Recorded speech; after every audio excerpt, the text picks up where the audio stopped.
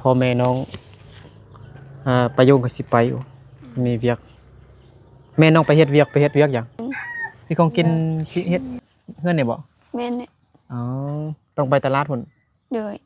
ว่าเกาะมาหมดนั่นนะแล้วก็ใส่เฮ็ดอันเช้าอยู่นี่ประมาณ3เช้าสินะเกาะหมดเลยน้องใจบ่ได้เฮ็ดให้เฮ็ดสวนเฮ็ดนานี่เนาะเฮ็ดนา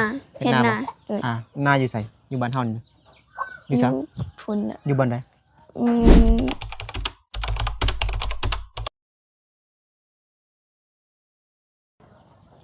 สบายดีพ่อแม่พี่น้องเบิดสุขูสุคนเด้อยินดีต้อนรับเข้าสู่ช่องบ่าวนึกเผาไพรมื้อนี้มาหาน้องดวงใจเนาะอยู่บ้านกิวแคมป์เมืองเพียงแขวงสยบุรีเมื่อกี้เฮาก็โทรหาน้องคือบ่ติดเป็นหยังหูน้องว่าเฮ็ดเวียกอยู่บ่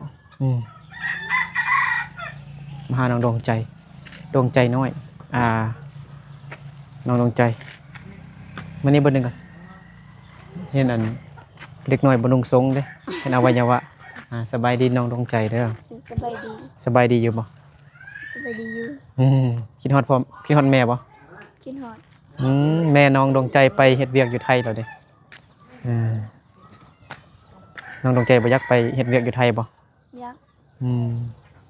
ทักทายพ่อก่อนสบายดีพ่อก่อนพี่ไปบ่ได้เพราะว่าพี่น้อยนั่งไปละสเปซสบายดี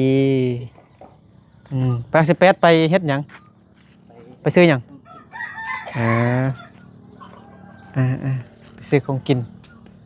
โอ้สิแล้วเด้เนาะพอเฮ็ดอันเฮือนครัวแล้วก็สิไปหาแม่แล้วเนาะนำไปหาแม่แยกกับเขามาไปเจ็ดฮะมาไปเจ็ดที่ใจไหลให้เขาทั้งหมดช่วงนี้สิมีเวียกอยู่บ่อยู่ไทยก็ได้เนาะพ่อแม่น้องประโยงก็สิไปอยู่มีเวียกแม่น้องไปเฮ็ดเวียกหยังอยากเก็บกาแฟบ่โดยคือบ่บอกฉันนะคือว่าหายบอกฉัน เอาตังค์มานั่งก่อนพอน้องใจไปคนเดียวบ่พอบ่ได้ยินบ่พ่อน้องใจพ่อไปคนเดียวบ่ไปคนเดียวบ่ค่อยไปค่อยมาเด้อพอใส่หมวกกันน็อกเลยเนาะแล้วก็พ่อก็ฟังบ่ค่อยได้ยินปานใดเนาะเห็นบ่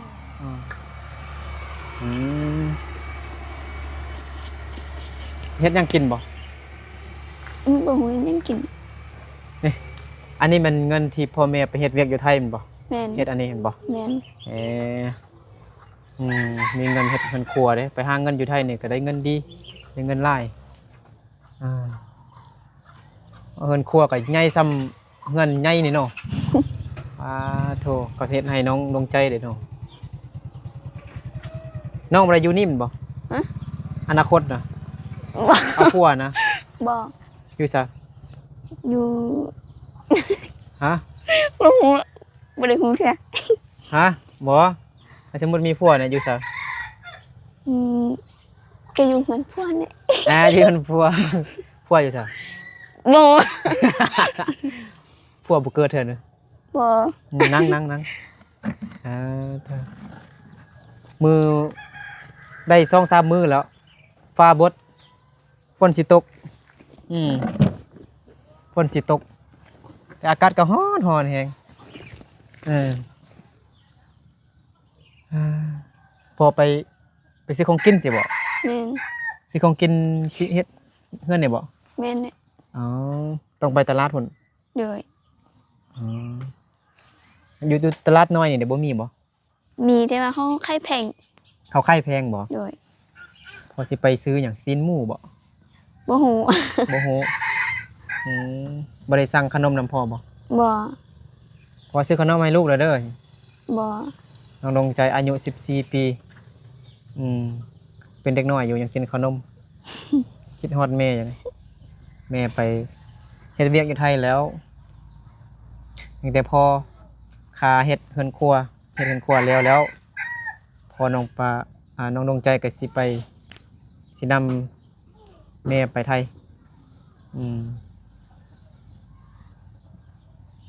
ไอ้คิดว่าน้องเฮ็ดอันมันเกาะมาทางนี้นะบ่แม่นเนาะบ่แม่นแบบนี้เลยเนาะ เพราะว่าถ้ามีเงินละสิ เฮ็ดมาอีก เหนื่อย อ๋อว่าเกาะมาหมดนั่นนะแล้วก็ใส่เฮ็ดอันเช้าอยู่นี่ประมาณ3เช้าสินะเกาะมาเลย อืม แต่พอน้องเฮ็ดแบบนี้ก่อนเนาะ แม่น ดีคือกันใหญ่ยาวเมื่อกี้เข้ามาแล้วพอดีเห็นน้องดวงใจอาบน้ำอยู่ น้องดวงใจให้บ่นึกทายน้องอาบน้ำบ่หรือสิไปนุ่งเครื่อง อาบน้ำอยู่นี่อยู่กลางแจ้งเลยห้องน้ำน้องก็บ่ได้อาบน้ำอยู่ห้องน้ำบ่ บ่ เป็นหยัง เอาเหล็กไปรถเนี่ย เมื่อคืนนี่นะบ่แม่น 16 13เลย 13แม่ง16บ่แม่นน่ะ 13เล็ก3 016บ่แม่นน่ะ 013 013เลยเอาอ๋อน้องละบอกเลขไกลบ่แม่นซ้ำแต่อ้ายคนนี้บ่ได้ซื้อ แต่บ่นึกก็นำเลขสร้างมาตลอด อืม ตอนที่มันบ่ออกซื้อตลอดบ่นึกตอนมันออกเมื่อวานนี้บ่ได้ซื้อบ่ได้นำมันออกโอ้ยปวดหัวแล้วอาบน้ำแบบธรรมชาติแฮงน้องดวงใจเมื่อกี้อาบน้ำอยู่กลางแจ้งเลยผู้เบาขี่รถไกลไปไกลมาเห็นหมดบ่เห็นหรอกเนาะมันมีอันหญ้านี่เนาะ แม่น มีต้นบักม่วงอยู่หั่นเลย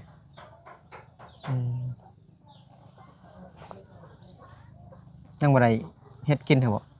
บ่ได้กินข้าวกินน้ำเถอะบ่ บ่ ถ้าพ่อมาก่อนเฮ็ดกินเนาะแม่นบ่ แม่นนี่ พอซื้อ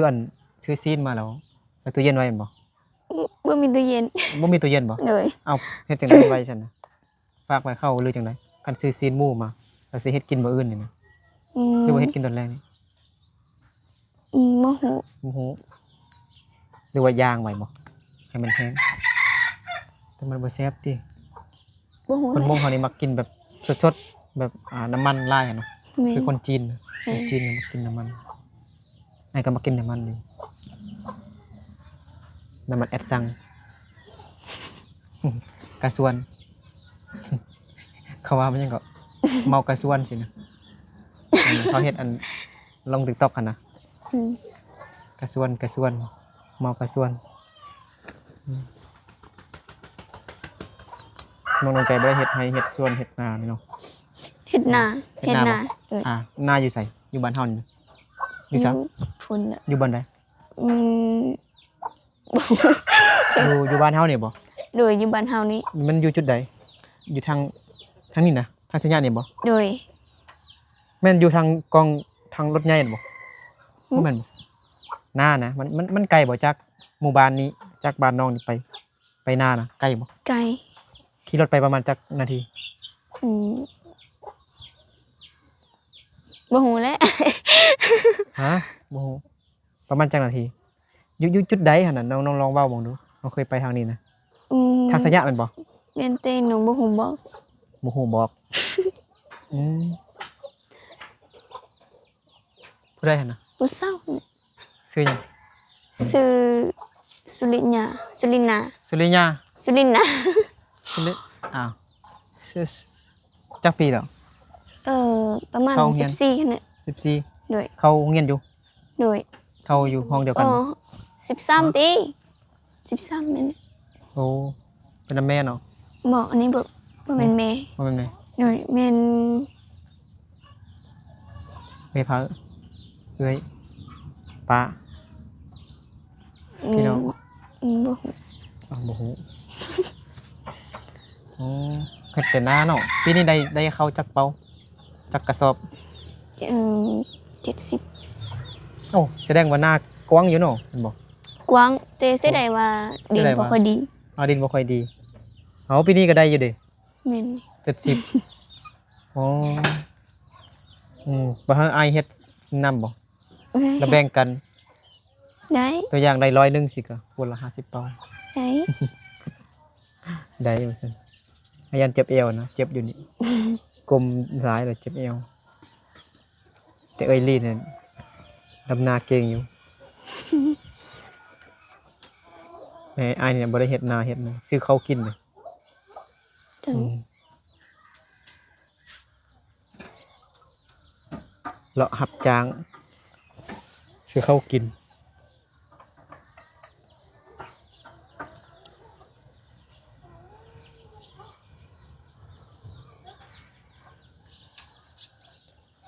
บ่ได้เลี้ยงงัวเลี้ยงควายเนาะ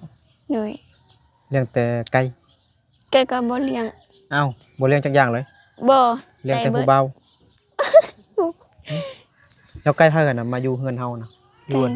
เดิน ของเขา บ้านเฮานะไก่เข้าบ่ โดย บ่ได้เลี้ยงหยังจักอย่างเนาะ บ่ อืมเลี้ยงแต่ผู้เบา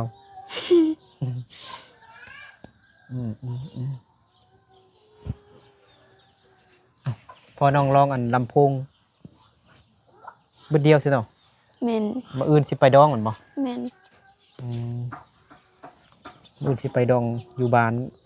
ท่าช้างว่าซั่นแม่นบ่ แม่น ได้ยินพ่อน้องดวงใจเว้าเมื่อกี้ว่าไปสิเปิดเพลงเปิดลำโพงอยู่งานดองพุ่นลองลำโพงไว้อืม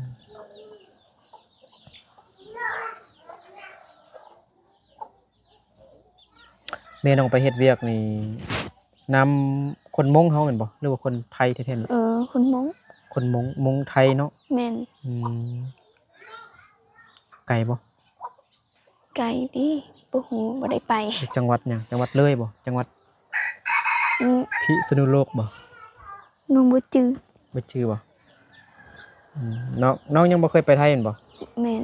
มีแต่พ่อแม่อายบ่ แม่น ไปพากันได้ไปแล้วบ่ ยัง ยังมีแต่อายเนาะ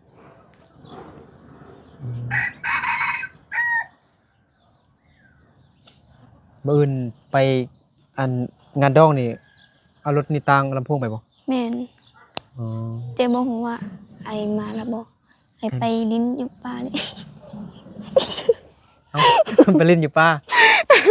ยังไปเล่นอยู่ป่าจัง บ่ฮู้ หมู่เว้าไปเลาะป่า เลย ไปเลาะยิงกระหอก แม่น ยิงหนู แม่น มากินไอ้กกบ่ เลย ไอ้กกก็อยู่นี่ ออกเงินอ่ะ อายุสาเฮือนไอ้กกอยู่ซะ อยู่เงินดินไปยงกันน่ะแต่ หือ อยู่มอดินไปยงกันน่ะดินอัน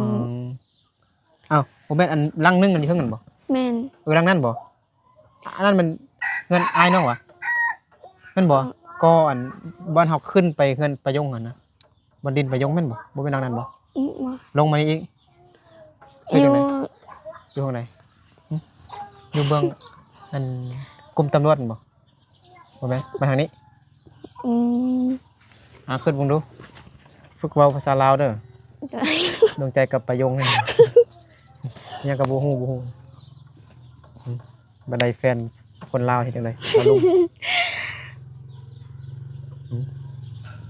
บ่แม่นลังนึงอยู่เทิงกันบ่บ่แม่นเนาะ บ่ บ่แม่นบ่ถ้าเอามักหุ้งอะนะบ่แม่น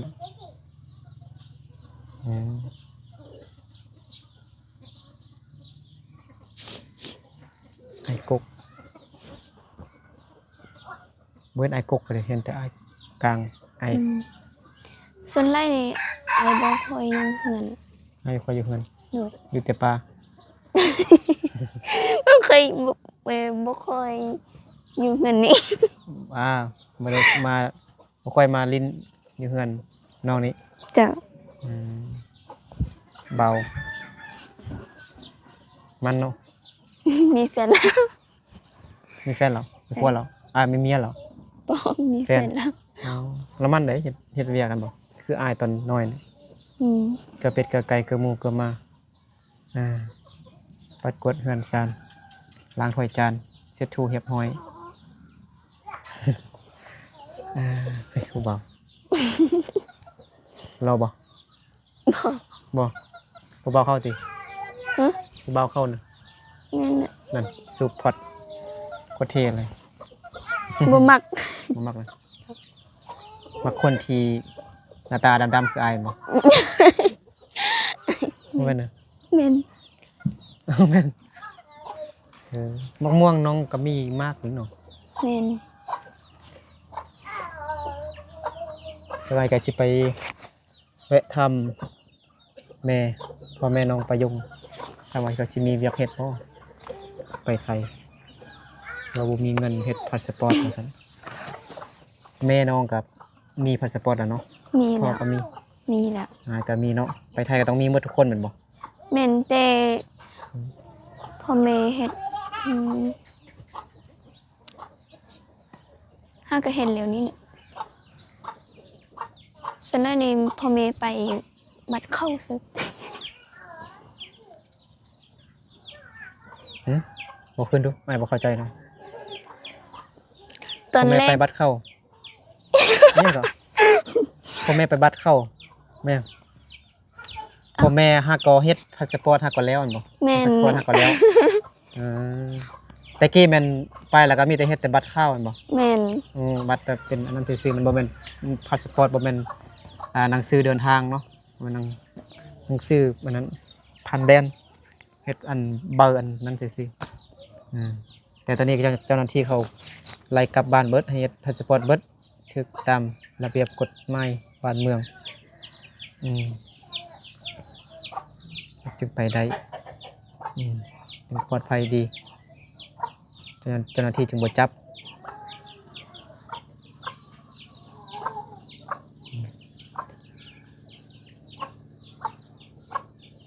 ช่วงนี้ก็เก็บกาแฟเนาะ แม่น ถ้า FC เบิ่งคลิปนี้อยู่ก็สวยแนะนำเด้อยู่ไทยอยู่ซามีบอนเฮ็ดเวียกบอนไปรับจ้างหั่นน่ะ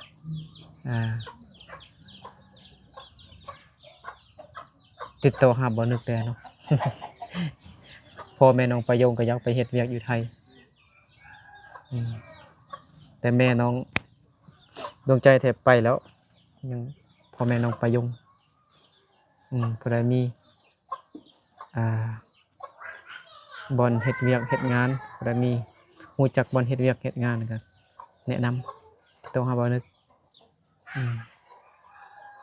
พ่อแม่น้องประโยงก็อยากไปเฮ็ดเวียกอยู่ไทยหาเงินสิเฮ็ดเฮือนปลูกเฮือนปลูกบ้านดินก็มีแล้วแต่ว่ามันก็อยู่ดอยอยู่เขาพุ่นแหล้วเรื่องน้ำเรื่องไฟเรื่องเส้นทางอาจจะยุ่งยากจักหน่อยเด้แต่จำเป็นอดทน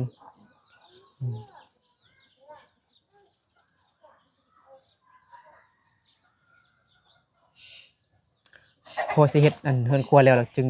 สิไปบ่หรือจังได แม่น หรือว่าบ่เฮ็ดให้มันแล้วหรือว่าเฮ็ดให้แล้วบ่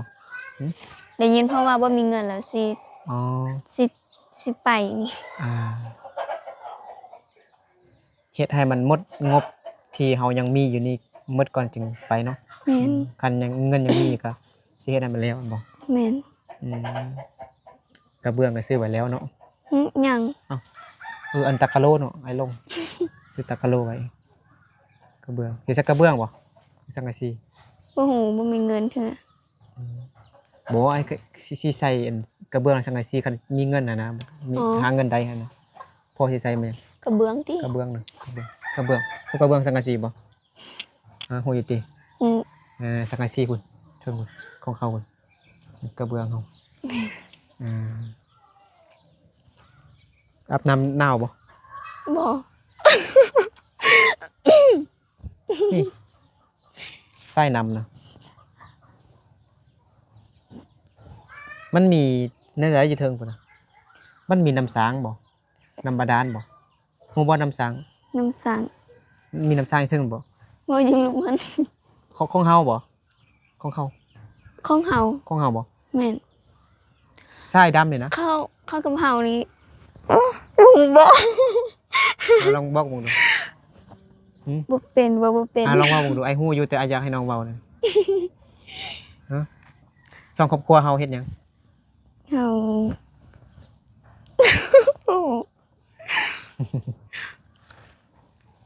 ฮะเฮ็ดนำกันน่ะเฮ็ดน้ำสร้างนำกันนี่บ่ แม่น ช่วยกันขุดแม่นบ่สองครอบครัวเฮานี่เฮ็ดนำกันเซอนำกันแม่นบ่จ่ายค่าไฟฟ้านำกันบ่ แม่น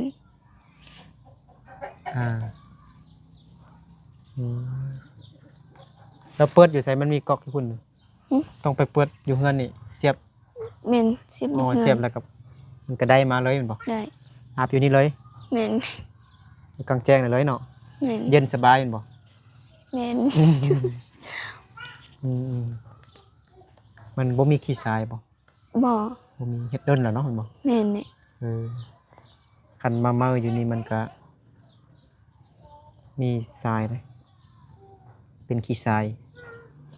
ขี้ตมขี้เหงื่อเป็นไม้เศษไม้หักไม้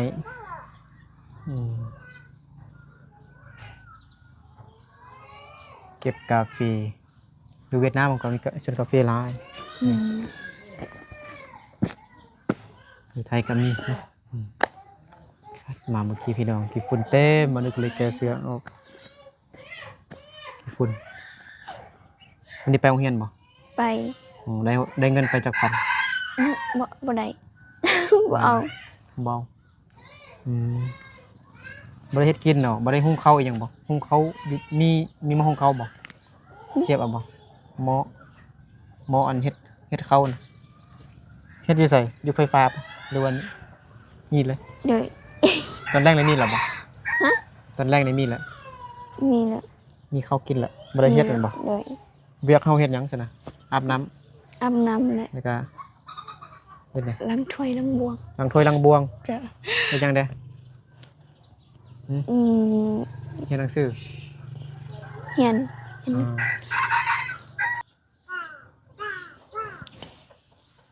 ป้านุ่งทรงแล้วบ่กินขนมแล้วเนาะเอาขนมมานะเอาให้เลยดวงใจเอาให้ร้านยังบ่ขนม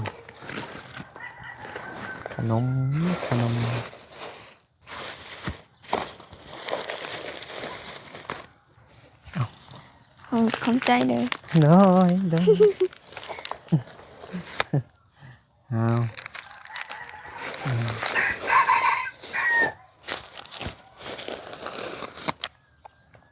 ผู้สาวมาหันแล้วแม่นบ่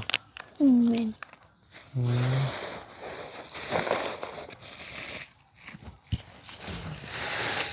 เอาใส่ยางไปให้น้องก็ได้เอาใจบ่มักกินขนมเอานะเดี๋ยวสิมฮ้อนจะเลยตายฮะ สาวน้อยเด้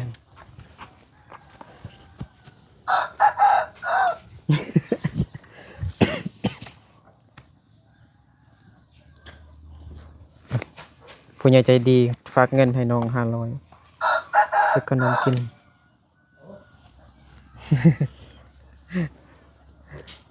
เงินอยู่นำเอลี ให้น้องดวงใจไปโรงเรียนเด้อว่าซั่น350,000บ่เป็นหยังน้องมีเงินไปโรงเรียนตั้งใจเรียน ขอบใจเด้อ น้อยขอบใจผู้ใหญ่ใจดีเขาเลย ขอบใจเด้อ อวยพรเป็นบ่ เป็น อวยพรเด้อ น้องขอบใจหลายๆเด้อ โดย จงขอให้มีสุขภาพแข็งแรง โดย ขอให้ร่ำให้รวยเด้อ ได้ สาธุ สาธุ หากก็ฝึกอวยพรให้ผู้ใหญ่ใจดี ยังบ่เป็นปานใดเด้อ น้องใจเนาะฝึกเว้าอวยพรให้ครูอาจารย์เด้วันเนี่ยวันครูแห่งศาสตร์อากาศเงาฟ้าบด FC ฝั่งไทยไอเอก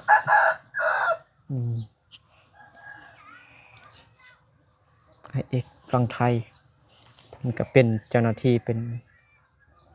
ตำรวจเพิ่งคลิปน้องดวงใจคือบ่เห็นมีผู้ใดเอาเงินให้น้องดวงใจไปโรงเรียนเนาะ FC เฮาแต่น้องล้าน้องไปเย้งว่าซั่นเพิ่นอีต้นสงสาร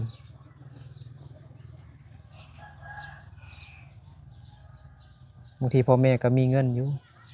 ไปหาเงินอยู่ไทยก็ได้อยู่แต่ว่าพ่อแม่บ่ให้ดอกไปโรงเรียน แม่น พ่อแม่เฮ็ดเรือนแต่ละเทื่อเอาเงินให้น้องบอกพ่อแม่บ่ ฮะ แต่ละเทื่อผู้ใหญ่ใจดีเขาเอาเงินให้น้องบอกพ่อแม่บ่หรือว่าบ่บอกซื้อเหล้าซื้อเบียร์กินบ่ บ่ซื้อ ให้พ่อเมียนไว้เด้อ โดย ฉันน้องก็บ่ได้กินขนมบ่ บ่ต้องบอกปิดบังไว้ ให้พ่อเบิ่งคลิปเห็นแล้วเสร็จเออบอกก็ได้ให้พ่อแดงซื้อของกิน เก็บไว้หน่อยหนึงไปโรงเรียนซื้อขนมกินนำหมู่ครูนำเพื่อนฝูงก็ตั้งใจเรียนหั่นแหละช่วงนี้ ตอนนี้ยังเป็นวัยเรียนวัยศึกษาตั้งใจเรียน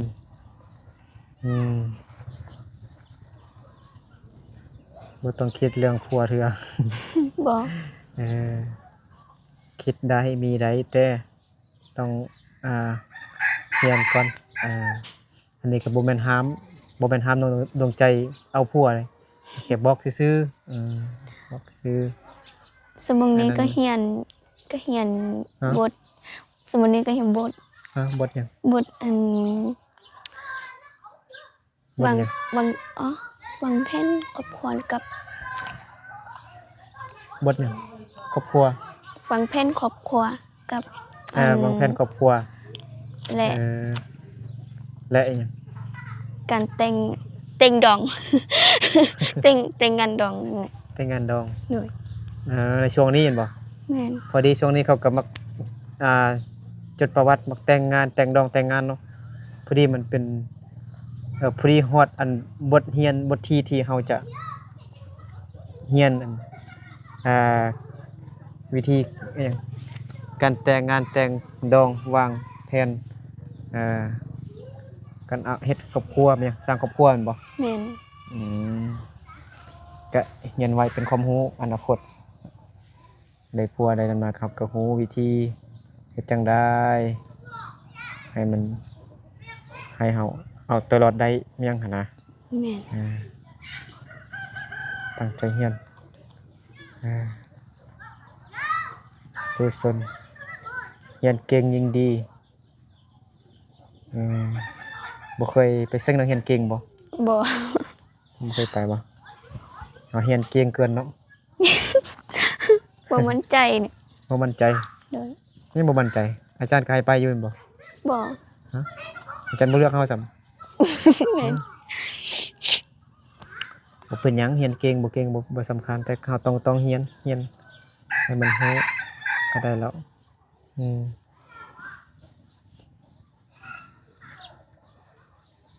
ก็นั่นแหละตั้งใจเรียนเด้อ โดย ฝากให้น้องตั้งใจเรียนเฮ็ดเวียกช่วยพ่อช่วยแม่ให้ไว้เพิ่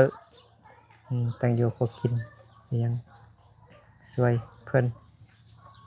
เดี๋ยวไอ้สิกลับก่อนเด้อ โดย ไปเรียนน้องประโยคบันหนึ่งก่อน โดย ก็ขอบใจขอบคุณผู้ใหญ่ใจดีผู้ใหญ่ใจบุญแล้วก็ FC เบิร์ดสุขคนขอให้มีสุขภาพเข้มแข็งแข็งแรงปราศจากโรคภัยไข้เจ็บทั้งปวงไปใส่มาใส่ก็ให้เดินทาง